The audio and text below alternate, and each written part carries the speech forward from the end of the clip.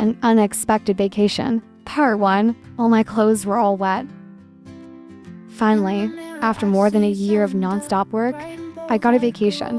My job as a data analyst at a company keeps me constantly busy, and my skills are always in high demand. Oh, by the way, my name is Michael. I'm 25 years old, and I work in an office. Actually, my boss had granted me time off a while ago, but the mountain of work made me hesitant to take it. I was worried that if I went on vacation, no one else could handle my tasks, and the workload would pile up. However, now that I've completed all my work according to the company's targets, I decided to take a 10-day vacation, the exact amount of leave provided by the company. I had already been enjoying my vacation for a week. After all the fun-filled days, I was back home. Suddenly, my sister Evelyn called, inviting me to visit her at her rented place.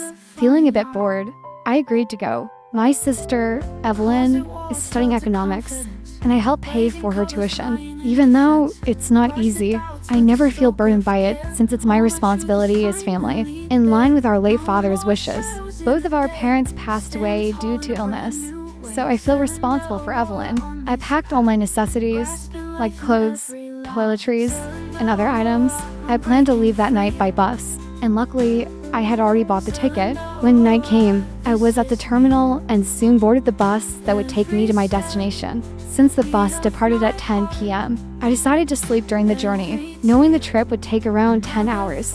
Around 6:30 a.m., I woke up as the bus stopped at a rest area for breakfast. Breakfast was included in the ticket service, so I quickly got off the bus and ate. After breakfast, the journey continued, and this time, I enjoyed the scenery along the way. After more than 10 hours on the road, I finally arrived in the city where my sister lived. I got off the bus and walked through an alley leading to her rented house. Since I had been here before, I wasn't confused about finding the location. When I reached the house, I knocked on the door, and Evelyn opened it for me. I walked in and immediately collapsed on the sofa. Fortunately, when we were looking for a place for Evelyn, even though it was quite pricey, the furnishings inside were already complete. Evelyn looked neat and beautiful that morning. I asked her, "Where are you going?" "Sis, I just got here, and you're already leaving?" "I'm going to campus," Evelyn replied. "Why did you come so early?" Evelyn asked back. "I got a night bus ticket, so I arrived in the morning." I answered, "Okay, I'm heading out now. Did you have breakfast?" She asked again. "Yes, at the rest area earlier," I replied. Then Evelyn asked, "Did you just bring that backpack?" "Yeah, just this." "Why?" "Sis," I asked, "how many days will you be staying here?" She asked, "Maybe just 2 days." I replied, "No wonder you only brought a backpack. Why didn't you bring a bigger bag, just in case you end up staying longer?" She remarked, "It's heavy." And after this, I have to get back to work. I said, "All right then, I'm off," Evelyn said as she rushed out the door. I placed my bag on the table and decided to sleep on the sofa since I was still tired. Time passed, and I woke up around noon. I was surprised I slept for so long. Evelyn had already returned from campus. "Have you been sleeping this whole time?" Evelyn asked. Yeah, I replied with a grin. "You must be really tired." "Huh?" she asked again. "Yeah, I couldn't sleep well on the bus. The roads were pretty bumpy." I said, "Let's go out and get some lunch," Evelyn suggested. "Sure," I replied. We both went out on Evelyn's motorbike, and she took me to a famous grilled chicken restaurant in the city. Even though it was quite far from her place, I was willing to go because I was curious about the taste. When we arrived at the restaurant, it was very crowded. We were lucky to find a seat. After ordering, we waited for our food. I got a bit frustrated because the food took a long time to arrive. After an hour, our order finally came, and I immediately dug into the delicious meal. It was true. The taste was amazing. However, Evelyn ate slowly, and since we had waited so long, it suddenly started raining heavily. I noticed that Evelyn looked uneasy. "What's wrong?" "Sis, you look worried," I asked, concerned. "This rain is really heavy. I'm worried my place might flood," Evelyn replied. "It's flooded before." I asked, shocked, 3 times already. I hope it doesn't flood a 4th time." She said, "Why didn't you ever tell me?"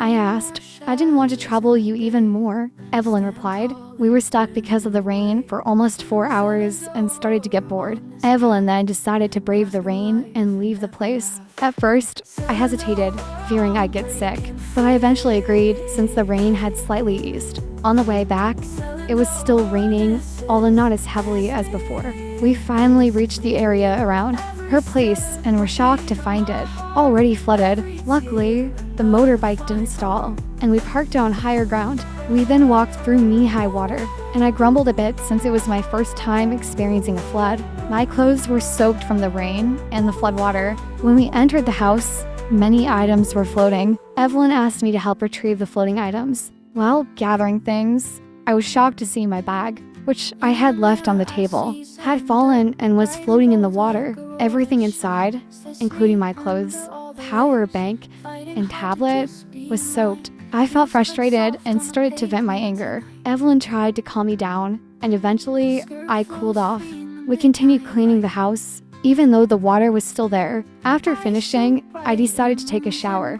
Thankfully, the flood didn't reach the bathroom, so the water in the tub remained clean. After showering, I was at a loss because all the clothes I brought were wet. I had no choice but to walk out wrapped in a towel to find Evelyn. She was sitting in her room, playing on her phone. Hey, sis, I don't have any clothes left. Can I borrow something to wear? I asked.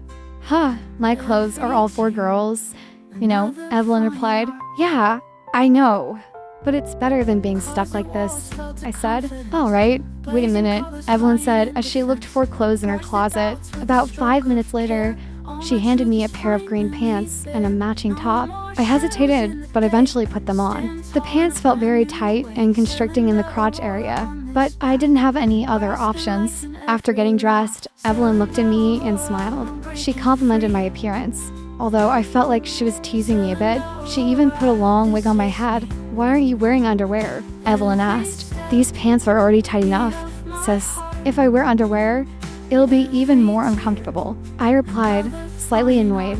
That night, I started feeling hungry again and asked Evelyn to get me some food. However, she suggested we eat at a nearby food stall that sold simple meals like fried chicken and fish. To be continued. Don't forget to subscribe, like, and share. Thank you. With a stroke of care, all my truth is finally bare. No more shadows in the day. Stand tall in a brand new way. Cylinder roar on this path, grasping life in every laugh. Cylinder roar, I'm breaking free. Cylinder roar, this is me. Every step, a beat of my heart. Fine art.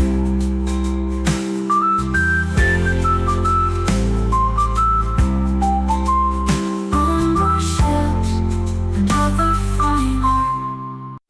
In the mirror, I see Zelinda, bright and bold like aurora shine. Is this me under all the layers, fighting hard to just be mine?